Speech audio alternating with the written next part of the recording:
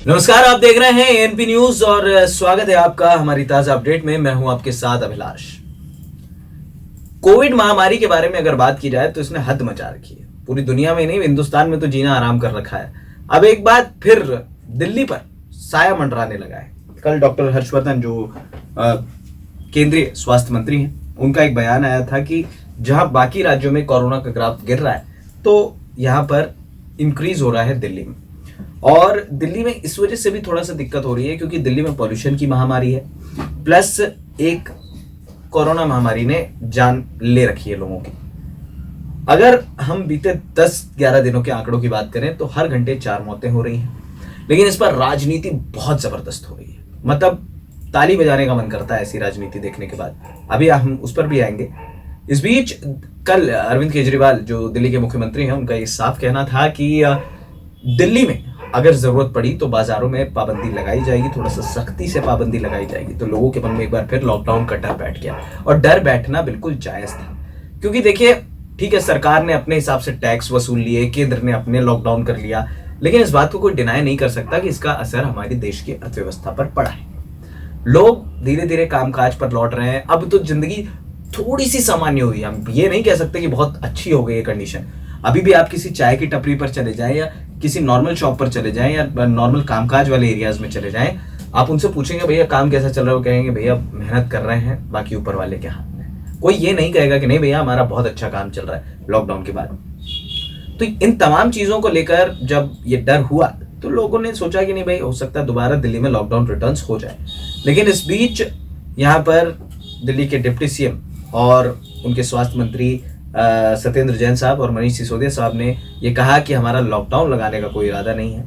वहीं दिल्ली सरकार ने जो केंद्र को प्रस्ताव भेजा था कि शादियों में 200 की जो संख्या बढ़ा दी गई थी, जब कंट्रोल हो गए थे कोरोना केसेस, तो 200 लोगों को इजाजत थी शादी में, लेकिन अब फिर दोबारा से 50 मेहमानों को ही इजाजत दी गई है किसी भी शादी में शरीक होने के लिए। अब ये पाबंदी कितने दिन के लिए होगी ये साफ नहीं है। हालांकि इससे दिल्ली के वेडिंग मार्केट पर बहुत बड़ा असर पड़ेगा, ये मैं आपको बता दूं, क्योंकि यहाँ पर इस साल नवंबर-दिसंबर में शादियों के 7 बहुत बड़े मुहूर्त आने वाले हैं। 25 नवंबर को देव उठनी एकादशी के दिन से शादियों का सीजन शुरू हो जाएगा, और उसके बाद वेडिंग मार्केट पर इसका क्या असर पड़ेगा ये देखने वाली बात होगी। क्योंकि देखिए, लोग भी तैयारी करके रखते हैं। अब आप 50 लोगों में किसको किसको बोलेंगे। हाँ, हम ये मानते हैं कि कोरोना महामारी के बीच अगर आज दिल्ली में कंडीशन है तो इसकी जिम्मेदार सिर्फ और सिर्फ जनता हम कह सकते हैं, क्योंकि आप अमूमन बाजारों में जाएंगे तो लोग नहीं कर रहे हैं सोशल डिस्टेंसिंग को फॉलो। लोग गाइडलाइंस को क्लियरली तरीके से फॉलो नहीं कर रहे हैं। आप अभी भी देख लीजिए तो लोग बिना मास्क लगाए घूम रहे हैं, और उसके बाद अगर पुलिस वाले चालान काटते हैं, 500 रुपए ले लेते हैं, तो फिर इनको दिक्कत होती है कि भैया 500 क्यों ले रहा है, उसने भी तो नहीं लगाया। लेकिन उसने नहीं लगाया का मतलब ये नहीं है कि आप अपनी सेफ्टी भूल जाएंगे। तो ये तमाम चीजें ऐसी हैं कि देखिए, ताली हमेशा 2 हाथ से बजती है, 1 हाथ से नहीं बजती है। अगर सरकार अपने तरीके से फैसले लेने को मजबूर है तो फिर जनता को भी ये बात समझनी पड़ेगी कि अगर हम ही आपस में ये लापरवाही करेंगे तो फिर हम ये नहीं कर सकते। क्योंकि दिल्ली एक ऐसा शहर है जिसने हर किसी को अपनाया है। हर किसी का दिल्ली ने बाहें खोल के स्वागत किया है। तो इन तमाम चीजों को देखने के बाद अब यहाँ पर दुकानदारों को डरने की जरूरत नहीं है, ये कहा है दिल्ली के डिप्टी सीएम मनीष सिसोदिया साहब ने। उन्होंने कहा कि मैं दुकानदारों को भरोसा दिलाना चाहता हूं कि उन्हें डरने की जरूरत नहीं है। हम चाहते हैं कि आपकी दुकानें खुली रहें, और अगर जरूरत पड़ती है तो कुछ बाजारों के लिए नियम बदले जाएंगे। हमने केंद्र से यही गुजारिश की है, लेकिन किसी भी तरह का लॉकडाउन तो नहीं लगने वाला, ये दिल्ली की सरकार ने ऐलान कर दिया है। एक दिन पहले केजरीवाल साहब ने कहा कि अगर बाजारों में मास्क पहनने और डिस्टेंसिंग के नियमों का पालन नहीं किया जा रहा है तो वो जगह कोरोना हॉटस्पॉट बन सकता है। ऐसे में बाजारों को कुछ दिनों के लिए बंद करने की इजाजत उन्हें मिलनी चाहिए। बड़ी बात यह है कि दिल्ली में की अगर बात की जाए तो दिल्ली में यहाँ पर अक्टूबर का अगर मैं रेशियो बताऊं तो 1.03 लाख सिर्फ अक्टूबर में मामले थे, जिसमें जो मौतें थी वो 1110 थी। ग्रोथ रेट 35% था। अब इसके बाद जो नवंबर के आंकड़े क्यों डरावने हैं वो इसलिए हम बता दे रहे हैं कि नवंबर में कोरोना के मामले करीब 45% तक बढ़ चुके हैं। 1 से 17 नवंबर तक 1.3 लाख जो पूरे अक्टूबर में हुए वो यहाँ 17 दिन के अंदर ही हो गए, जिसमें 1151 मौतें हैं। यानी कि अक्टूबर की मौतों के पूरे महीने का आंकड़ा और यहाँ के 17 दिन का आंकड़ा जमीन आसमान का फर्क है, लेकिन यहाँ पर मौतें ज्यादा हुई हैं और ग्रोथ रेट 35% से बढ़कर हो गया है 45%। जहां पर हम ये कह सकते हैं कि दिल्ली में एक बार फिर कोरोना की, चाहे आप तीसरी वेव बोल दीजिए या कोरोना रिटर्न ऑफ कोरोना बोल सकते हैं, तो दिल्ली में सारी चीजें होनी शुरू हो गई हैं। इस बीच अब विवाह के मुहूर्त में लोग इसका क्या करेंगे ये देखने वाली बात होगी, क्योंकि अब छठ पर भी रोक लगाने की जो है वो एक प्रक्रिया शुरू हो गई है। देखिए दिल्ली सरकार को अब हम क्या कहें, मतलब ठीक है तैयारी थी नहीं थी, अब उस पर राजनीति करना और फिर एक दूसरे को ब्लेम करना इस पर थोड़ा सा मुश्किल हो जाएगा, लेकिन राजनीतिक घमासान इसमें बड़े चरम पर है। मनोज तिवारी जो दिल्ली का भट्टा तो बैठा कर गए थे, प्रदेश अध्यक्ष थे यहाँ पर, उनकी पॉलिटिक्स एक अलग शुरू हो गई, क्योंकि दिल्ली सरकार ने घाटों पर जाने से बैन लगाया था जाहिर तौर पर कि अगर आप ऐसी कंडीशन आपकी दिल्ली में है तो आप नहीं कर सकते। देखिए छठ मेरे घर भी मनाया जाता है और छठी मैया को हम भी पूजते हैं, लेकिन ऐसा पूजना किस काम का जब आप अपनी जान को ही दांव पर लगा दें और अपने साथ साथ अपने परिवार की जान को भी दांव पर लगा दें। यहाँ पर दिल्ली में कोरोना संक्रमण की वजह से सार्वजनिक रूप से छठ पूजा पर बंदिश जो है वो राजनीतिक घमासान की वजह बन गई है।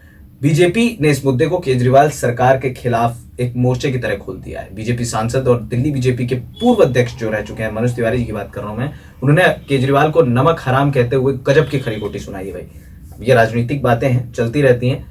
वहीं उत्तरी दिल्ली के महापौर जयप्रकाश साहब ने कहा है कि मुख्यमंत्री और उपराज्यपाल को पत्र लिखकर फैसले पर पुनर्विचार की अपील करनी चाहिए।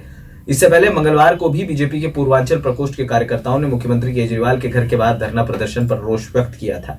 अब आप जरा ये बता दीजिए कि ये जो धरना प्रदर्शन जो हो रहा है, क्या यहाँ सोशल डिस्टेंसिंग की धज्जियां नहीं उड़ रही? क्या ये केंद्र को नहीं दिख रहा है?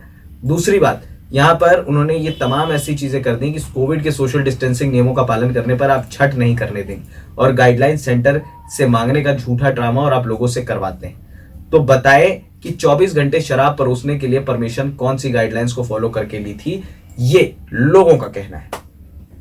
अब शराब का व्यापार या बाकी चीजों का व्यापार, ये बीजेपी की तरफ से भी सही बातें उठाई गई हैं, क्योंकि ये दिल्ली ऐसा स्टेट था जिसने सबसे पहले मांग की थी और सबसे पहले खोला था, उसके बाद एक्साइज ड्यूटी टैक्स उन्होंने लगा दिए थे। लेकिन इस बीच राजनीति को लेकर अगर बात की जाए तो ये राजनीति अपने चरम पर है। देखिए ये तो साफ है कि जनता की किसी को कोई चिंता नहीं, ना ही बीजेपी के लोगों को और ना ही केजरीवाल साहब को।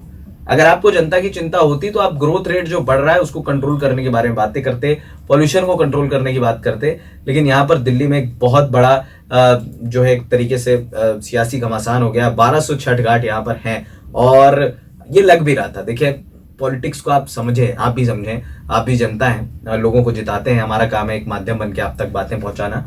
लेकिन बिहार इलेक्शन निपट गया, सभी राजनेताओं का अपना अपना काम हो गया, सबने अपनी राजनीतिक बयानबाजी कर दी। अब बचा क्या? दिवाली निपट गई, कुछ तो नया चाहिए, कुछ तो खबरें आपको आनी चाहिए। अब इन्होंने एक बार फिर कोरोना को लेकर बातें कर दी हैं। लोगों के मन में डर बैठा है कि भाई दोबारा लॉकडाउन हो गया तो क्या हमारे पास जो थोड़ा बहुत बच गया है क्या वो बच पाएगा? या तो आप जान बचा लीजिए या तो आप खा कमा लीजिए।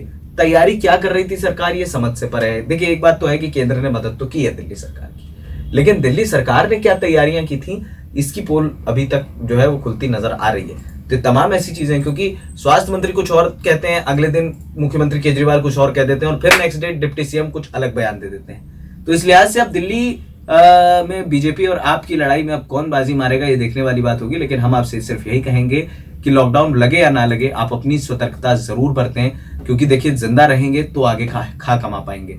और ये चीजें हम लोग के लिए भी लागू है। देखिए कुछ अलग बात नहीं, कम से कम मास्क पहने और कोशिश करें कि आप ज्यादातर अपने हाथों को धोएं, ज्यादातर लोगों के बीच में कम जाएं और घर में रहें। अगर घर में रहेंगे तो थोड़ा सा आप सेफ रहेंगे, और अगर किसी कारणवश बाहर निकलना भी पड़ता है तो लोगों से प्रॉपर डिस्टेंस मेंटेन करके रखें, क्योंकि ये सिर्फ और सिर्फ आपकी ही नहीं आपके परिवार की सुरक्षा की भी जिम्मेदारी आपके ऊपर ही बनती है। नहीं तो सरकारों का हाल आप देख रहे हैं। फिलहाल इस खास अपडेट में इतना ही, हमें दे दीजिए इजाजत, और हाँ हमारे चैनल ANP न्यूज को सब्सक्राइब करना बिल्कुल मत भूलिएगा। नमस्कार।